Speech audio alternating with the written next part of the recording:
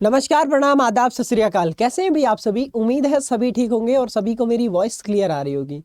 भाई last part को आपने इतना प्यार दिया, मतलब इतना शेयर किया, और जिन्होंने शेयर नहीं किया बहुत बहुत धन्यवाद भाई आप लोगों का भी, क्योंकि अब आप लोग कर देंगे इस बार, ठीक है। तो पिछले पार्ट को देख लेना जिसमें हमने टर्मिनोलॉजीज का ये पार्ट हमने शुरू किया है और आपने प्यार दिया। 5 से 7 मिनट में ही हम टर्मिनोलॉजीज को कवर कर लेते हैं, बहुत सारी 3-4 टर्मिनोलॉजी विद एक्सप्लेनेशन हिंदी और इंग्लिश में एग्जाम्पल के साथ में समझ लेते हैं। पिछली बार हमने एक्टिव फ्लेक्सिबिलिटी, उसके बाद में एक्टिव रेस्ट क्या होता है, और साथ ही साथ में एक्सेलरेशन स्पीड के बारे में पढ़ा था। आज हम पढ़ने वाले हैं और टर्मिनोलॉजीज, और इसमें सस्पेंस भी बना रहता है कि अगली टर्मिनोलॉजी जो पार्ट 2 में होगी उसमें क्या है या उसमें क्या पढ़ने वाले हैं। तो थोड़ा सा अच्छा मुझे भी लगता है कि मैं भी आपके लिए अच्छी अच्छी चीज़ें लेके आ पाऊंगा और बाकी सारी चीज़ें, ठीक है। तो नीचे 26 तारीख को हम मिल रहे हैं, तो जो 26 तारीख को मिलना चाहता है पहले ही ग्रुप में जुड़ जाना। सभी के सभी गुड़गांव में मीटअप रखा है एक आप ही के लिए, बहुत सारी चीज़ें उसमें डिस्कस करेंगे। उसमें डिस्कस करेंगे हम कि किस तरीके से हमें अपॉर्चुनिटीज़ क्या क्या है खेलों में, उसके साथ साथ में अगर बीपीएड कर लिया तो क्या अपॉर्चुनिटी है, एमपीएड कर लिया तो क्या है, और अगर मान लो अटेम्प्ट पहले ही अटेम्प्ट में नेट जीआरएफ क्लियर करना चाहते हैं तो किन बातों का ध्यान रखें, क्योंकि इतना एक्सपीरियंस हो गया अब। और अगर किसको नौकरी लेनी है तो किन चीज़ों का ध्यान रखें, अच्छा कोच बनने के लिए क्या करें, क्योंकि वहाँ पे हमारे खुद के कोच भी बैठे होंगे जो आपको बहुत अच्छे से गाइड करेंगे, जिनका खुद का रिटायर हो गए हैं, वो अभी तक का उनका लाइफ में क्या एक्सपीरियंस रहा है। तो बहुत चीज़ें सीखने वाले हो। 26 तारीख को गुड़गांव में मिलना ना भूले। नीचे दिए हुए डिस्क्रिप्शन में जो लिंक दे रखा है ग्रुप में ज्वाइन हो जाना, उसमें आपको सारी चीज़ें डिटेल में बता दी जाएंगी। पहला ही आपका जो टर्म है आज की वो है एडेप्टेशन एबिलिटी। अब एडेप्टेशन एबिलिटी का मतलब क्या होता है? एडेप्टेशन मतलब कि अडेप्ट कर लेना खुद को किसी भी नए माहौल में। लेकिन यहाँ बात हो रही है स्पोर्ट्स में, तो स्पोर्ट्स पर्सन क्या कर देता, कोई भी चेंज हो रही है, अगर कोई मूवमेंट चेंज हो रही है तो उसमें उसके अकॉर्डिंग चेंज अपने आप को क्या कर लेता है, ढाल लेता है। तो ये आंदोलन नहीं है, ये है मूवमेंट। यही है गूगल की खास बात, ठीक है। ये मूवमेंट है, यानी कि ये गति हो सकती है। तो किसी भी गति को, किसी भी मूवमेंट को आप क्या करते हैं, अनुकूल क्षमता ये कहती है कि कोई भी खिलाड़ी, फॉर एग्जाम्पल की अगर हम बात करें, कोई रनिंग कर रहा है तो रनिंग करते करते वो स्प्रिंट में, और स्प्रिंट करते करते वॉकिंग में, ये भी एक तरीके की क्या है भैया, मूवमेंट इफेक्टिवली चेंज कर रहे हैं आप समझे बात को। जैसे कि आप कोई भी एक गेम ले ले, फुटबॉल ले लेते हैं, फुटबॉल ले लो, वॉलीबॉल ले लो, या कोई भी ले लो, जिसमें आप क्या करते हैं, कभी तो इस तरीके से डायरेक्शन में खड़े रहते हैं, कभी आपको इधर भी भागना पड़ता है, कभी आपको इधर भी भागना पड़ता है। तो आपको मूवमेंट्स चेंज करनी होती हैं। यही सारी की सारी चीज़ें एडेप्टेशन, मतलब कि किस खिलाड़ी में कितनी ज़्यादा क्षमता है फटाफट से क्विकली चेंज करने की मूवमेंट, और अडेप्ट कर ले उस मूवमेंट में भी अडेप्ट कर रहे, रनिंग से जंपिंग से स्विमिंग से साइकिलिंग, ये सारी चीज़ें आपकी एडेप्टेशन एबिलिटी है। उसके बाद नेक्स्ट आता है एरोबिक एक्टिविटी। एरोबिक एक्टिविटी का मतलब देखो, एरोबिक का मतलब ही होता है विद एयर। जहां एरोबिक दिख जाए इसका मतलब होता है विद एयर, यानी कि आपका हवा के साथ, और यहां एयर का संबंध है ऑक्सीजन से।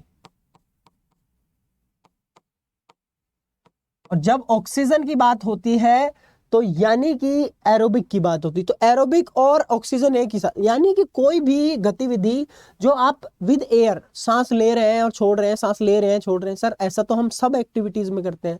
कुछ एक्टिविटीज ऐसी होती है जो बिना सांस के भी आप कर सकते हैं, उसमें एयर यूज हो रही होती है, लेकिन बॉडी में जो बहुत कम मात्रा में यूज हो रही होती है। चलिए, तो सबसे पहले मैं बताता हूँ कि आपकी एरोबिक एक्टिविटीज क्या होती हैं।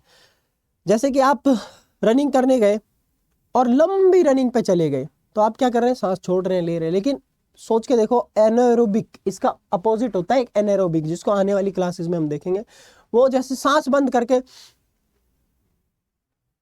मैं आराम से प्रेस अप कर सकता हूँ, पुशअप कर सकता हूँ, कुछ भी 2-3, मतलब जिस एक्टिविटी में आपको ऑक्सीजन की उतनी आवश्यकता ना लगे, और वो बहुत कम टाइम के लिए होती है, क्योंकि आप पुशअप कर रहे हैं और 100 पुशअप कर रहे हैं तो फिर सांस की जरूरत पड़ी जाएगी।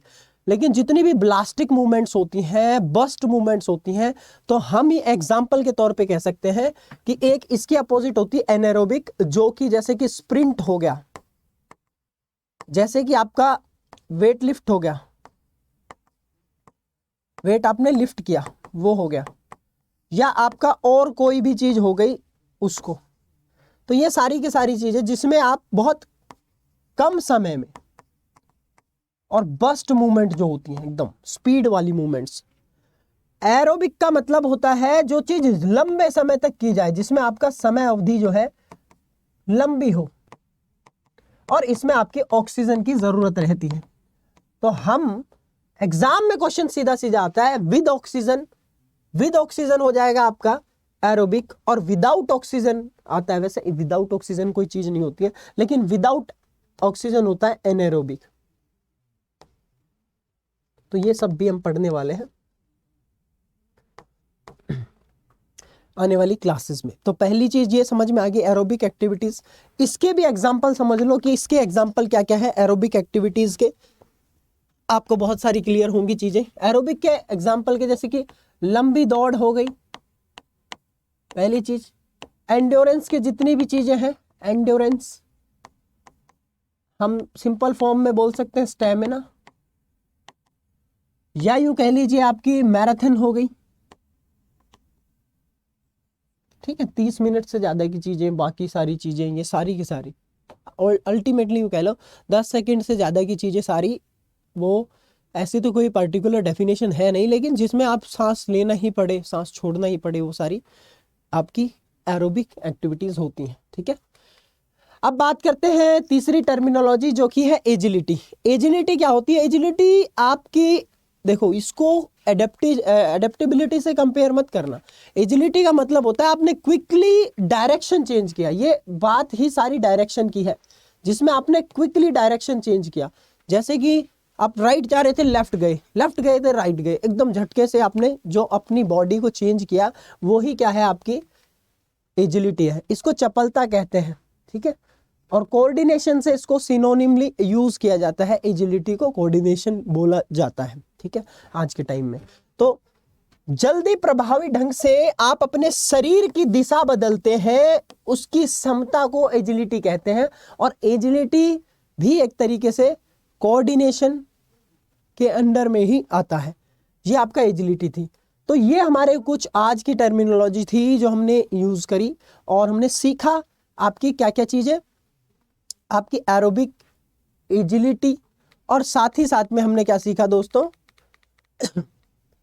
Adaptation, ability.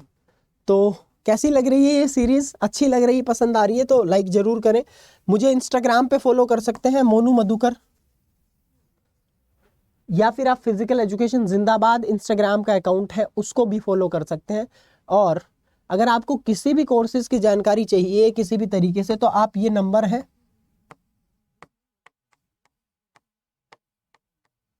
इस पे कॉल करके पता कर सकते हैं। जैसे ही हम 10-12 टर्मिनोलॉजी कंप्लीट करेंगे, इसकी पीडीएफ बना के आपको टेलीग्राम पे अपलोड कर देंगे, और टेलीग्राम का लिंक भी नीचे दे रखा है। ठीक है, किसी भी वीडियो में मिल जाएगा मेरे टेलीग्राम का लिंक। तो मिलते हैं नेक्स्ट क्लास में। Until we meet, stay fit and stay healthy. जय हिंद, जय भारत, फिजिकल एजुकेशन जिंदाबाद। अपने दोस्तों के साथ जरूर शेयर कर देना इस वीडियो को, तो हमारे लिए बहुत ज़्यादा मददगार हो जाएगी। ये आप सभी से एक रिक्वेस्ट है, यूँ कह लीजिए। चलिए, थैंक यू सो मच।